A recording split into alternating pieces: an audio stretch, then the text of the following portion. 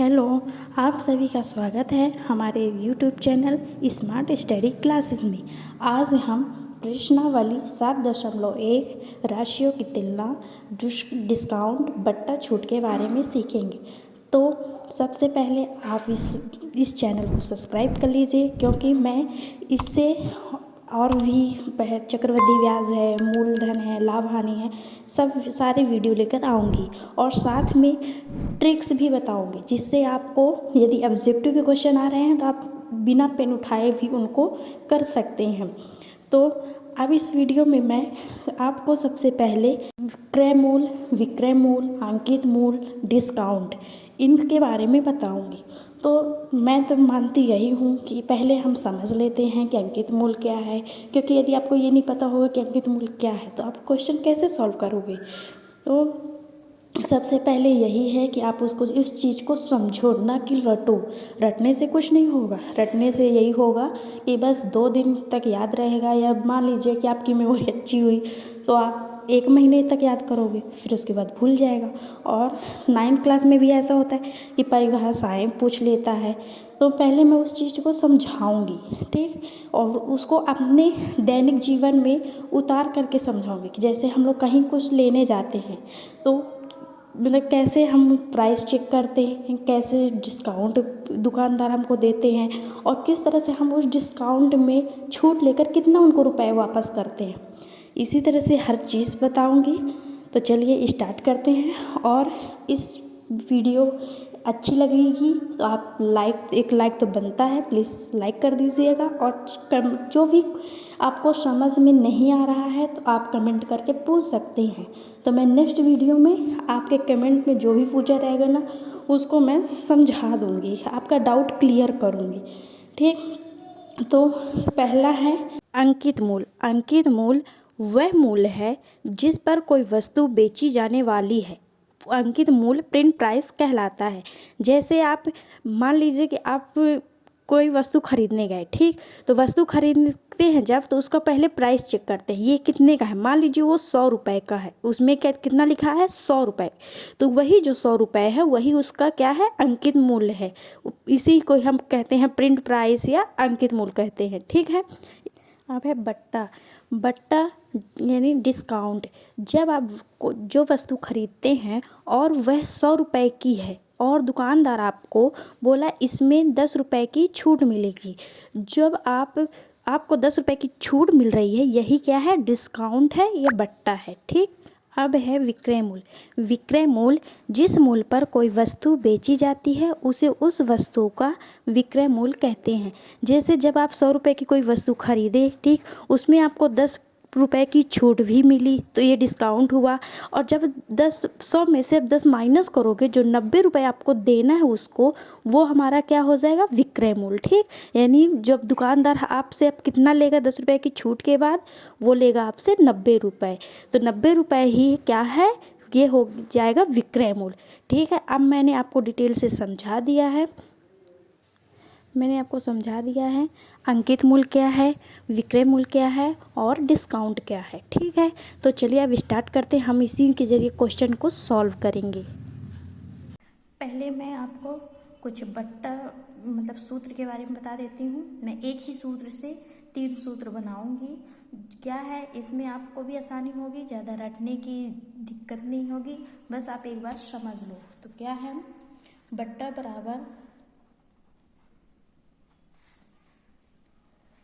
बट्टा बराबर क्या होता है, अंकित मूल्य माइनस विक्रय मूल्य, ठीक। बट्टा बराबर अंकित मूल्य माइनस विक्रय मूल्य, ये हो गया हमारा किसका सूत्र है, ये है बट्टा का। तो अब हमें जैसे अब आ गया विक्रय मूल्य ज्ञात कीजिए, तो विक्रय मूल्य ज्ञात करने के लिए हम कौन सा सूत्र इसी में से बना लेंगे। तो विक्रय मूल्य को हम जब इधर ला देंगे, क्योंकि हमें विक्रय मूल्य ज्ञात करना है, तो विक्रय मूल्य बराबर हो जाएगा, तो अंकित मूल्य तो वैसे ही आ जाएगा,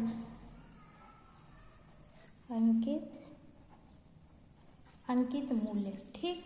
और जो ये इधर बट्टा है ये इधर आ जाएगा। तो जब इधर आएगा तो क्या हो जाएगा, ये प्लस में है, और जब इधर आएगा तो ये माइनस में हो जाएगा। ठीक, ये इस सूत्र से मैंने दूसरा सूत्र बनाया। पहले क्या है, विक्रय मूल बराबर हुआ तो अंकित मूल माइनस बट्टा। अब हमें जैसे दे दिया कि अंकित मूल क्या, बट्टा दिया है और विक्रय मूल दिया है, लेकिन अंकित मूल हमें नहीं बताया। तो हमें अंकित मूल ज्ञात करना है, तो कैसे ज्ञात करेंगे, अंकित मूल बराबर ये जो है, ये विक्रय मूल जो है इधर आ जाएगा, विक्रय मूल, और ये बट्टा है प्लस में हो जाएगा, माइनस है तो क्योंकि जब ये विक्रय मूल जो है इधर आया तो ये माइनस हो जाएगा, और ये बट्टा है माइनस है तो माइनस माइनस प्लस होगा, तो क्या हो जाएगा, प्लस हो जाएगा, तो प्लस बट्टा। ठीक, क्या है कि अंकित मूल बराबर विक्रय मूल प्लस बट्टा, और विक्रय मूल बराबर अंकित मूल माइनस बट्टा, और बट्टा बराबर अंकित मूल माइनस विक्रय मूल। ठीक, अब है जैसे अब दे दिया प्रतिशत में बट्टा ज्ञात करने के लिए, ये बट्टा प्रतिशत में दे देगा तो कैसे क्या करेंगे, बट्टा गुणे 100 बटे अंकित मूल। ठीक, ये क्या हो जाएगा, प्रतिशत में, जैसे बट्टा दे दिया और बोल दिया कि बट्टा प्रतिशत ज्ञात कीजिए, तो बट्टा प्रतिशत के लिए बट्टा बट्टे अंकित मूल गुणे 100। ये हो गए हमारे कुछ सूत्र हैं, इन्हें आप अच्छे समझ लीजिएगा। ठीक, इन्हीं के सूत्र का उपयोग करके क्वेश्चन को सॉल्व करेंगे। पहला क्वेश्चन है, मोहन अपनी मासिक आय का 75% खर्च करने के बाद रुपये 3950 बचाता है, तो उसकी मासिक आय कितनी है। ठीक, इसमें क्या पूछा है, मोहन जैसे 100 रुपये कमाया, ठीक, उसमें से उसने 75 रुपये खर्च कर दिए, तो उसके पास कितना बचेगा, 100 में से 75 को घटा देंगे तो कितना आ जाएगा, 25 रुपये। मोहन की बचत कितनी है, 25 रुपये। तो यही क्वेश्चन है, तो हमें 100 रुपये नहीं बताया गया कि ये 100 रुपये कमा रहा है, हमें सिर्फ कितना बचा दिया है, उसकी बचत 3950 है और खर्चा कितना है, 75%। तो इसको सॉल्व करते हैं, चलिए। मोहन के मासिक आय का खर्च कितना है,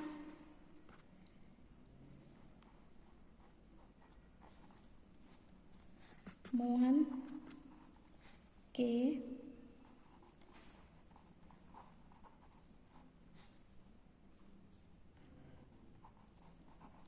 आय का खर्च कितना है, 75%। ठीक, और उसकी बचत कितनी है, मोहन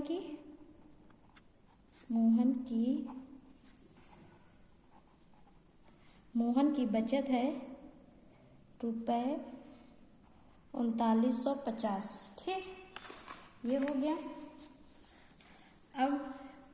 अब क्या हमें ज्ञात करना है, उसकी मासिक आय ज्ञात करनी है। मोहन की मासिक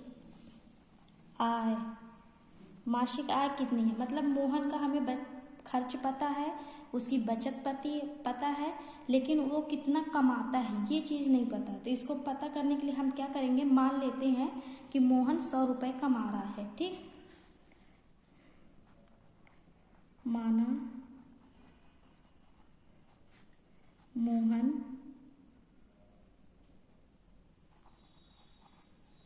की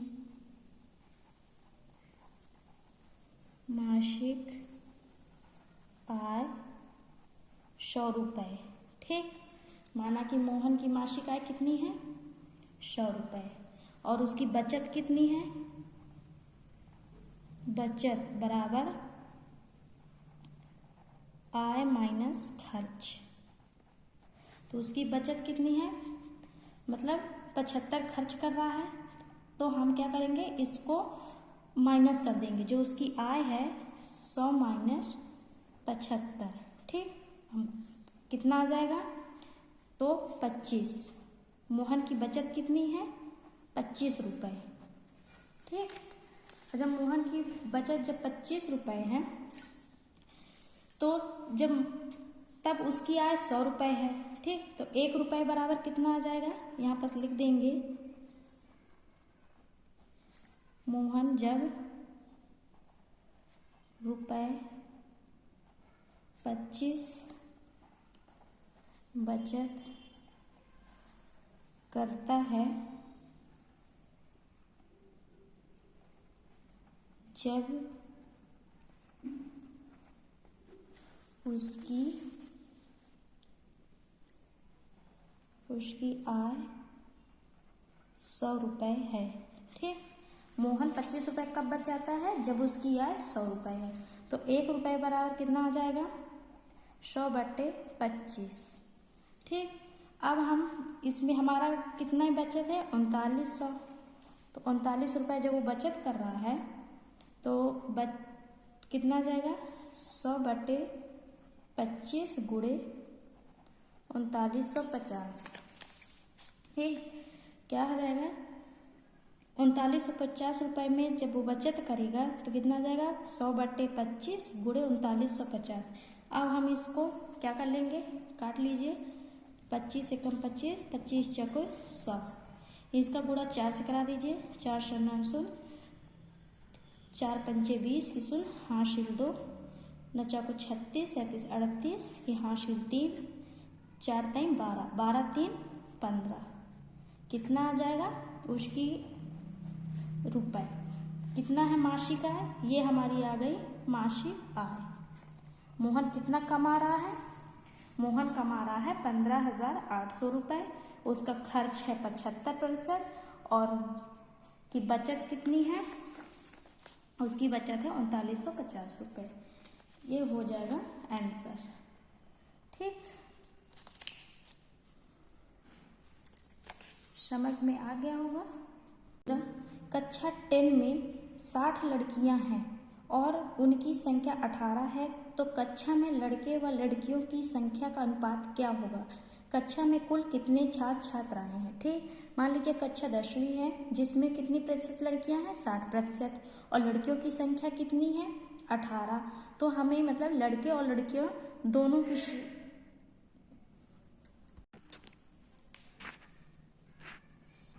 कक्षा 10वीं में लड़कियों का प्रतिशत कितना है, कक्षा 10वीं में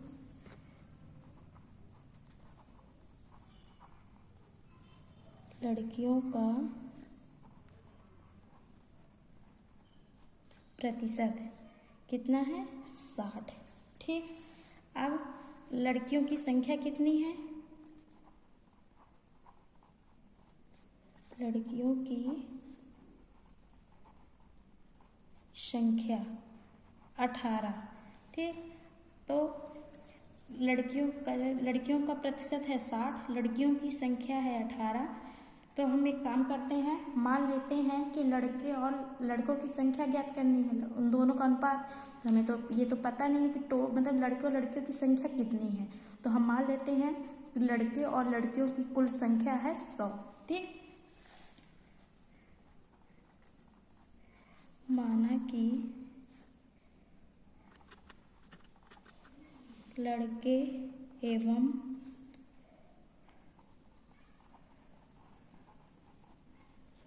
लड़कियों की कुल संख्या कितनी है, 100 है। ठीक, तो लड़कों की संख्या जब हम ज्ञात करेंगे तो क्या करेंगे, कुल संख्या में से लड़कियों की संख्या घटा देंगे। ठीक, तो लड़कों की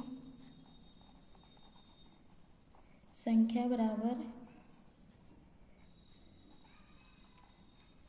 कुल संख्या माइनस लड़कियों की संख्या। ठीक, लड़कों की संख्या बराबर कुल संख्या बराबर माइनस लड़कियों की संख्या। तब कुल संख्या हमारी कितनी है, 100 है। और कितना है, लड़कियों का प्रतिशत कितना है, सॉरी हाँ, लड़कियों का प्रतिशत कितना है 60। तो जब हम इसको घटाएंगे तो कितना आ जाएगा हमारा 60, 10 में 60 जाएगा तो 40। ये क्या आ जाएगा लड़कों की संख्या, जबकि कक्षा में 60 लड़कियां हैं तो कुल संख्या 100 है। तो हम क्या कर देंगे, जब कक्षा में 60 लड़कियां है तो कुल संख्या बराबर 100 है। जब कक्षा में 60 लड़कियां हैं तो कुल संख्या 100 है। तो इसमें क्या आ जाएगा, अब हमें जब 60 है तो संख्या 100 है, तो हमारी कितनी लड़कियों की संख्या कितनी है 18। एक लड़की की संख्या निकालेंगे जब तो क्या आ जाएगा, एक लड़कियों की संख्या बराबर क्या आ जाएगा 100/60। ठीक, अब हमारे पास कितनी है 18 है, तो आ जाएगा 100/60 गुणे 18। 3 से 0 कट जाएगा, 2 3 6, 2 पंचे 10। ठीक, 3 एकम 3, 3 18। तो 6 का अब 5 में गुणा कर देंगे तो क्या जाएगा 30। तो हमारे पास कुल कितनी संख्या लड़कियों की हो जाएगी, लड़कियों की संख्या कितनी है 30 है। आता है 10। अब हम लिख देंगे कक्षा 10 में लड़के और लड़कियों की कुल संख्या, ये क्या आ जाएगा हमारा लड़कियों की कुल संख्या आ जाएगी। ठीक, तो कक्षा 10 में लड़के और लड़कियों की कुल संख्या, लड़के और लड़कियों की कुल संख्या कितनी है 30 है। तो हमें अब क्या ज्ञात करनी है, लड़कों की संख्या ज्ञात करनी है। लड़कों की संख्या बराबर कुल संख्या माइनस लड़कियों की संख्या, ठीक। कुल संख्या बराबर लड़कियों की संख्या, तो कुल संख्या कितनी है 30 है और लड़कियों की संख्या कितनी है 18 है। तो 30 में 18 को घटा देंगे तो कितना आ जाएगा, 10 में 8 जाएगा 2 और 2 में 1 जाएगा 1, कितना आ जाएगा 12। तो लड़कों की संख्या कितनी है 12, लड़कों की संख्या। ठीक, अब हमें लड़के और लड़कियों की संख्या का अनुपात निकालना है। लड़के व लड़कियों की संख्या का अनुपात। ठीक, अनुपात बराबर क्या हो जाएगा, लड़कों की संख्या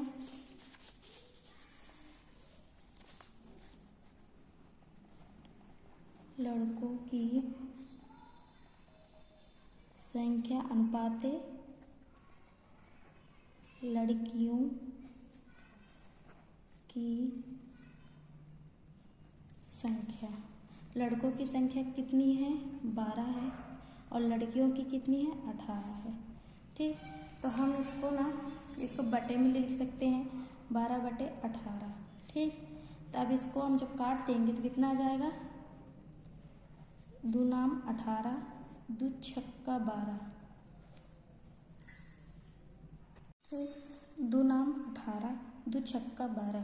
तब इसको भी काट देंगे 3 से, 3 दूनी 6, 3 त्रिकाई 9, तो कितना आ जाएगा 2/3।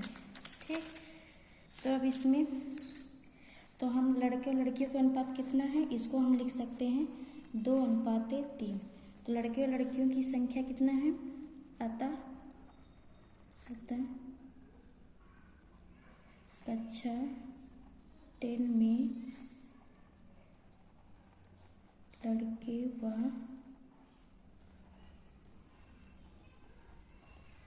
लड़कियों का अनुपात 2:3 है। ठीक, हम इसको कैसे पढ़ेंगे, कैसे हल करेंगे।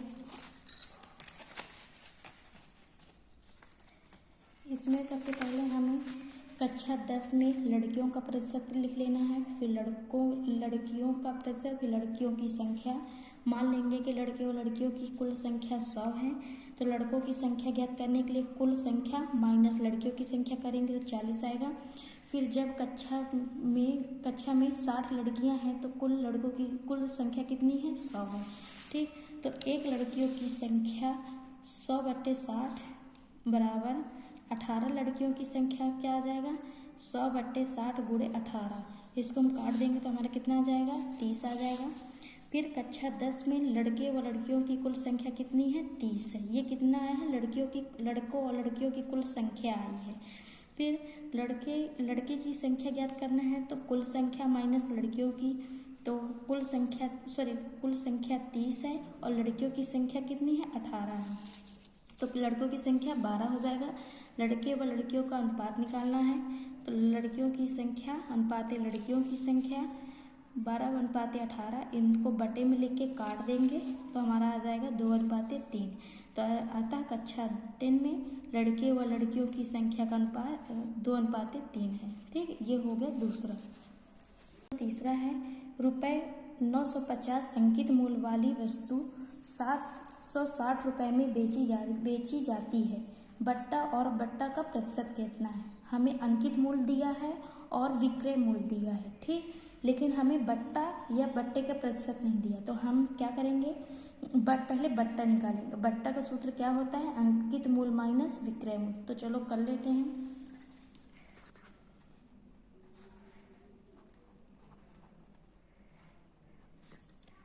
वस्तु का अंकित मूल्य कितना है, 950 रुपये, और विक्रय मूल्य कितना है, विक्रय मूल्य है 760 रुपये। ठीक, तो अब हमें क्या करना है, बट्टा ज्ञात करना है। तो बट्टा बराबर क्या होता है, बट्टा बराबर अंकित मूल्य माइनस विक्रय मूल्य, अंकित मूल्य माइनस विक्रय मूल्य। तो अंकित मूल्य कितना है, 950 है, और विक्रय मूल्य 760। ठीक, हम इसको जब घटा देंगे तो हमारा कितना आ जाएगा, 190। तो ये हमारा कितना आया है, बट्टा कितने का हमें मतलब छूट हमें कितने की मिली है, 190 रुपये की। अब हमें बट्टा प्रतिशत, ये तो हमें सिर्फ बट्टा ज्ञात है, बट्टा प्रतिशत नहीं मिला, हमें बट्टा और बट्टा प्रतिशत दोनों निकालना है। तो बट्टा प्रतिशत कैसे निकालते हैं, बट्टा प्रतिशत बराबर बट्टा बटे अंकित मूल्य गुणे 100। तो बट्टा हमारा कितना आया है, 190, अंकित मूल्य कितना है, 950 गुणे 100। हम जब इसको आपस में काट देंगे तो कैसे, इसको हम इससे में करने के 19 से कम 19 बना 95। ठीक, अब हम इसको भी काट देंगे कैसे, 5 से कम 5, 5 दूनी 10 और ये 16, तो हमारा कितना आ जाएगा, 20%। ठीक, तो ये होगा। अब हमारा क्या आ गया, बट्टा प्रतिशत आया है। ठीक, तो हम अतः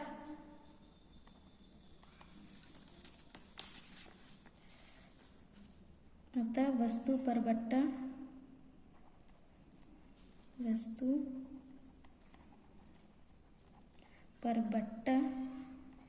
190 रुपये तथा बट्टा प्रतिशत 20% होगा। ये लो, ठीक, ये हमारा आ गया आंसर। हम क्या किए पहले, वस्तु का अंकित मूल्य दे दिया है 950 रुपये, विक्रय मूल्य दे दिया है 760 रुपये, लेकिन हमें बट्टा नहीं दिया। हमसे बट्टा और बट्टा प्रतिशत दोनों पूछा। तो बट्टा के लिए अंकित मूल्य माइनस विक्रय मूल्य 950 में 760 घटा देंगे, 190 आएगा। फिर बट्टा प्रतिशत में बट्टा बटे अंकित मूल्य गुणे 100। ठीक, तो 190 बटे 950 गुणे 100, इनको काटेंगे 20%, तो हमारा आ जाएगा वस्तु पर बट्टा 190 रुपये है और बट्टा प्रतिशत 120 होगा। ये हमारा आंसर है। चलिए, तो मैं 3 क्वेश्चन सॉल्व करके बता दी हूँ। आप अपने से कुछ सॉल्व करिएगा, और जिसमें आपसे नहीं बन रहा, कुछ डाउट है, तो आप कमेंट करके पूछ सकते हैं। मैं नेक्स्ट वीडियो में पहले मैं कमेंट किए रहेंगे, तो मैं इसी को सॉल्व करके बता दूँगी। ठीक, तो चलिए, थैंक यू। और वीडियो अच्छी लगी हो तो सब्सक्राइब और लाइक ज़रूर कर दीजिएगा।